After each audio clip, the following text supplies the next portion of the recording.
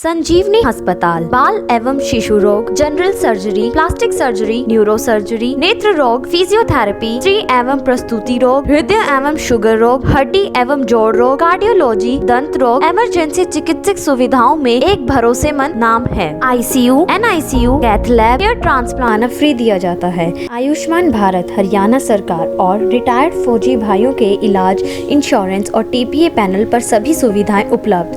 पूछताछ mobile number 7027566691। आज का जो प्रेस का करने का हमारा मुख्य जो उद्देश्य था कि रविवार को यहाँ देवीलाल यूनिवर्सिटी सिरसा में सुनीता दुग्गल और deputy speaker Ranveer Gangwa party की एक मीटिंग करने के लिए आते हैं और उस दिन किसानों के ऊपर लाठीचार्ज किया जाता है और किसानों को गिरफ्तार किया जाता है और उनके ऊपर मुकदमे बनाए जाते हैं।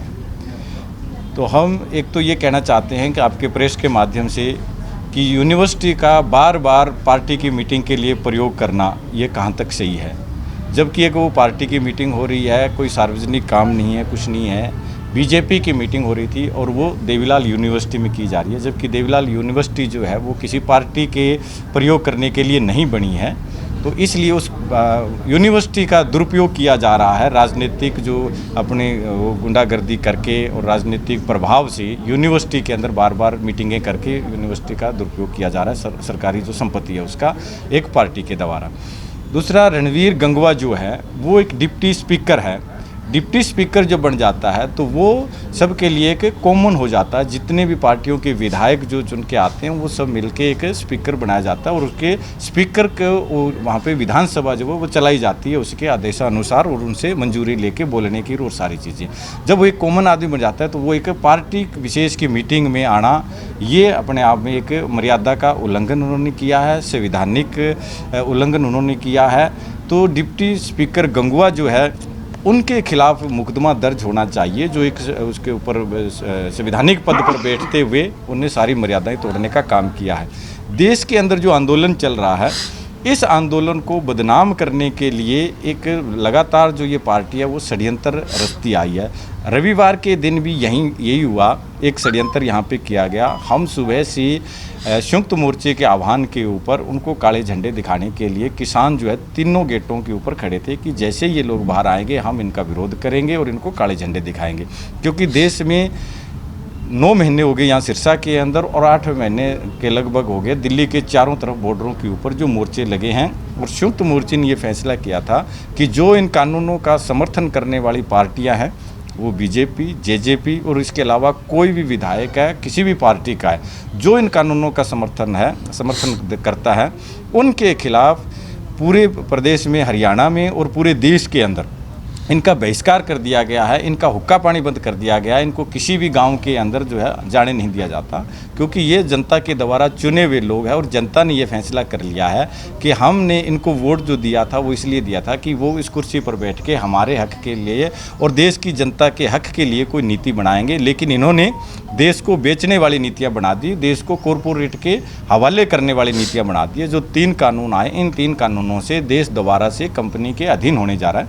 उसके खिलाफ जो इतने लंबे समय से आंदोलन चल रहा है, इसी आंदोलन के चलते संयुक्त मोर्चे का आह्वान था और हम काले झंडे दिखा रहे थे।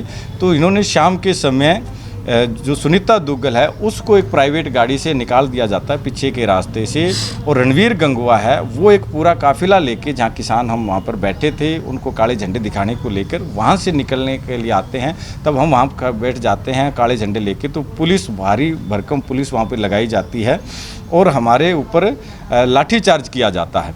उसी दौरान जब वो गाड़ी सड़क से निकलती है तो पीछे से कोई सड़क के दूसरे साइड पे कुछ शरारती तत्व ऐसे खड़े थे जिन्होंने उनके ऊपर पत्थर बरसाने का काम किया है।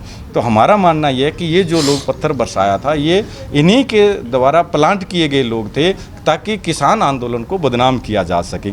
अब उन लोगों को चिन्हित करके उन पे मुकदमा बनाने की बजाय किसानों को ही उन्होंने टारगेट किया और जो शांतिपूर्ण तरीके से हम आंदोलन चला रहे थे हमारे ऊपर मुकदमे बनाए गए हैं और जो लोग वहाँ पर बैठे थे शांतिपूर्ण तरीके से, उनके ऊपर लाठियाँ चलाई गई। हमारे साथी बैठे, इनको लाठियाँ लगी है। बुजुर्ग बैठे हैं जो आराम से वहाँ पर बैठे थे, झंडे दिखा रहे थे, इनको पुलिस ने टारगेट करके लाठियाँ बरसाई हैं। तो ये जो काम किया है रविवार के दिन, ये आंदोलन को दबाने का काम करने की कोशिश की है और एक साजिश करके किसान नेताओं के ऊपर मुकदमे बना के आंदोलन को कमज़ोर करना और आंदोलन को दबाना और आंदोलन को फेल करना और आंदोलन को बदनाम करने की ये सरकार ने साजिश की है। इसलिए हम प्रेस के माध्यम से ये आम जनता को बताना चाहते हैं और आपके प्रेस के माध्यम से हम शहर की जनता से माफ़ी भी मांगना चाहते हैं कि हमें मजबूरन जो है वो रोड जाम भी करना पड़ा, जिससे शहर की जनता है वो बड़ी परेशान भी हुई कि गर्मी का समय था, किसानों को उठा लिया गया, इनको जब छोड़ा नहीं गया तब हमें रास्ते भी जाम करने पड़े और फिर पुलिस को हमारे गिरफ्तार किए हुए साथियों को एक दबाव के चलते जनता के छोड़ना भी पड़ा। उससे जो भी आमजन के लोग परेशान हुए, हम उन सब से प्रेस के माध्यम से माफ़ी भी मांगते हैं। हमारा रोड जाम करना कोई उद्देश्य नहीं है, जनता को परेशान करना उद्देश्य नहीं है। हम जो लड़ाई लड़ रहे हैं वो आम जनता की लड़ाई लड़ रहे हैं, क्योंकि ये देश दोबारा से गुलाम होने जा रहा है। इसलिए लड़ाई देश के हर नागरिक की है और हम लड़ाई देश को बचाने की लड़ रहे हैं। उसमें जनता को कई बार हमारे आंदोलनों से परेशानियां होती है, उसके लिए हम जनता से माफ़ी मांगते हैं। ये प्रहलाद जो पथराव की घटना हुई, आप कह रहे हैं प्लांटेड लोग थे, ऐसा तो नहीं आपके लोग अनुशासन छोड़ रहे हों कहीं? और अगर ऐसा होता है, आप में से कुछ वो लोग वो निकलते हैं, वो तो वीडियोस में आ ही जाएगा सब जगह। बिल्कुल। और आप उनकी पैरवाई करेंगे या आप कहेंगे कानून के हिसाब से उनको सजा मिले? नहीं, हमने कभी, हमारा कोई उद्देश्य नहीं रहा है। हमने बिल्कुल, आप देख रहे हो 9 महीने से इस आंदोलन को यहाँ चला रहे हैं सिरसा के अंदर। इस दौरान हमने बड़े एजिटेशन भी किए हैं, बड़ी रैलियाँ भी की है, इनका घेराव भी किया है और आज तक जो है बिल्कुल पीसफुल तरीके से आंदोलन चल रहा है। दिल्ली के चारों तरफ है वो भी आंदोलन पीसफुल तरीके से चल रहा है, क्योंकि हम आंदोलन के अंदर हिंसा नहीं चाहते हैं। ये जो पार्टी है, इस पार्टी का जो एक पीछे का इतिहास भी देखोगे तो ये हमेशा जब जब भी आई है सत्ता के अंदर, ये दंगे करवा के सत्ता में आई है।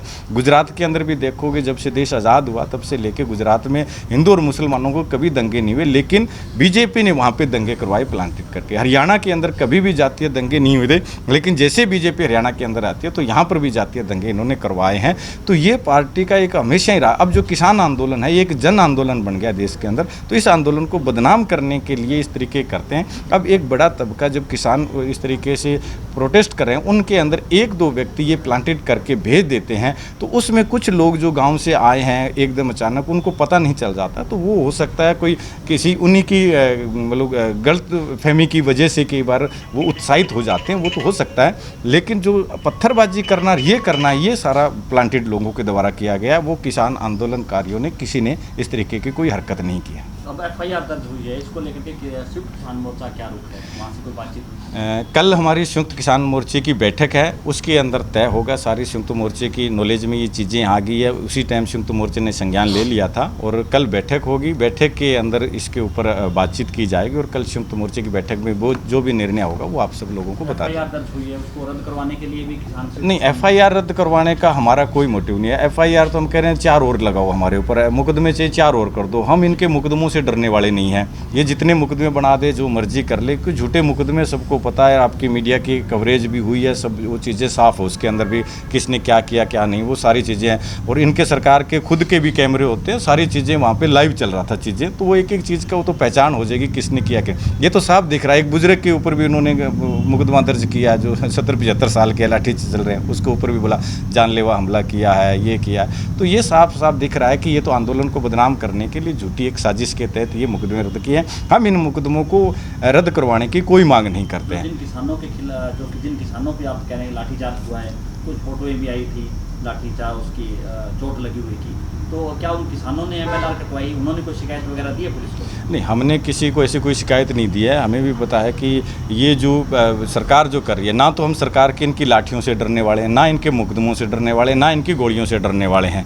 कि देश की जब आज़ादी के लिए लोग लड़ रहे थे, उस टाइम भी जलियांवाला जो बाग कांड हुआ, उसके अंदर निहत्थे लोगों के ऊपर गोलियां बरसाई गई, लेकिन लोगों ने कुएं में कूद के अपनी जान देना मंजूर किया, लेकिन इनकी गोलियां नहीं खाई अंग्रेजों की। है, लेकिन एक कानूनी अपनी एक प्रक्रिया है, इसमें अगर किसानों पे जो लाठीचार्ज हुआ है, किसानों को चोट लगी है, तो उनको भी जाना चाहिए, शिकायत देनी चाहिए थी थाने में। ये शिकायत क्यों नहीं आपकी बात ठीक है कि ये कानूनी पक्ष है वो करना चाहिए। उसके लिए संयुक्त मोर्चे की कल बैठक है। संयुक्त मोर्चे की बैठक के अंदर हम आगे की वो फैसला करेंगे कि क्या करना क्या नहीं है, क्योंकि ये लड़ाई जो है वो केवल सिरसा की नहीं है, ये लड़ाई देश की है और देश के अंदर संयुक्त मोर्चे के आह्वान के ऊपर ये आंदोलन चल रहा है। तो जो संयुक्त मोर्चे के अंदर जिस तरीके से कोई भी बातचीत होगी, आगे की क्या रणनीति बनेगी, वो संयुक्त मोर्चा तय करेगा। हम तय नहीं कर सकते ये चीज़ें। तो कल हमें वहाँ पे बुलाया है, कल मीटिंग में बैठेंगे, सारी बातचीत होगी। और ये जो मुकदमे ये तो पहले भी हमारे ऊपर बने हुए हैं। 307 के मुकदमे दिल्ली सरकार ने भी बना रखे हैं वहाँ पे 26 से, उससे पहले भी हिसार के अंदर भी मुकदमे बना रखे हैं, टोहाना के अंदर भी मुकदमे बनाए। मुकदमे वापसी की हमने कभी आज तक मांग की नहीं है। हम कहे जितने मुकदमे इतने बनाए इतने और बनाओ। जब 6 अक्टूबर को यहाँ पे हमने प्रोटेस्ट किया, उस टाइम भी हमारे ऊपर मुकदमे बनाए थे, अंदर पकड़ के लेके गए। हमारी तो लड़ाई उस टाइम जो बेगुनाह लोगों को पकड़ा था उसके लिए रोड हमने जाम किया था कि हमारे साथियों को जेल से छोड़ दो। आप कागजों में अपने बनाए रखो मुकदमे जितने बनाने हैं। हमारी लड़ाई है देश को गुलाम होने से बचाने के लिए, और इस देश को गुलाम होने से बचाने को लेकर अगर हमारी जान भी जाती है तो हम पीछे नहीं हटेंगे। मुकदमे तो कोई बड़ी चीज़ नहीं है।